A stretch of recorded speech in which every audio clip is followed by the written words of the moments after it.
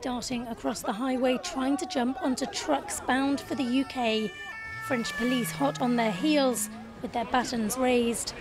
This is Calais, and this is the dangerous game of cat and mouse that's played here almost daily. We are dealing with pretty virulent migrants who will do anything to cross to England, so it's very complicated.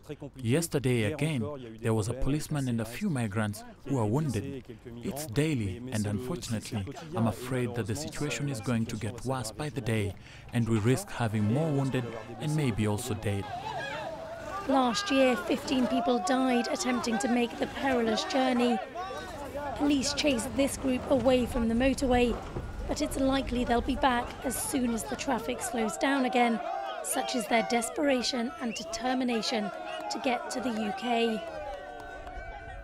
Calais has long been a magnet for illegal migrants trying to reach Britain, but the UK border is closed, and so they're living in makeshift camps along the road. Volunteers say more people arrive every day. They distribute what supplies they can, but it's never enough. It is catastrophic. There is no other word for it. I mean, you can see around you, there's trash everywhere, there's broken tents, there were burned buildings a couple of weeks ago. There's 3,000 people living in conditions like that and they don't have enough of anything. As numbers swell, the camps have become intimidating, lawless areas where rival groups of smugglers often fight for territory. This man is from Eritrea. He tells me how he lost everything when his tent was set on fire during clashes earlier this month. This camp, this jungle is very dangerous. They don't know the people is fight, throw stone, by hitting stickers. They don't know, it's very, very, very dangerous, extremely. The French government says it has a solution. It will provide 10,500 new housing units for refugees. It's an ambitious plan, but it raises as many questions as it answers. Questions like, when will these housing units be available? Where will they be located? Who will be eligible to live in them?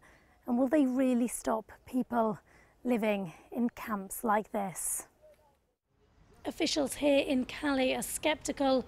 They want to see Europe and Britain doing more. La vraie solution, le vrai outil finalement, c'est l'Europe. In the end, the real solution, the real tool is Europe. Europe and its MEPs must have the necessary courage to take the adequate measures to deal with the situation. At some point, we have to say that we cannot absorb all the misery of the world. It's not possible, and I think that the English, without saying it, have adopted that attitude. But maybe they should clarify that. We need to know if the English people are in Europe or out of it. Et puis aussi savoir si les Anglais sont dans l'Europe. Even if the European Union does agree on a strategy to deal with the wave of migration, the UK could opt out, which means these migrants may never make it across the Channel or out of these camps, where they say they live like animals with no rights and no protection. Kate Parkinson, CCTV, Calais, in northern France.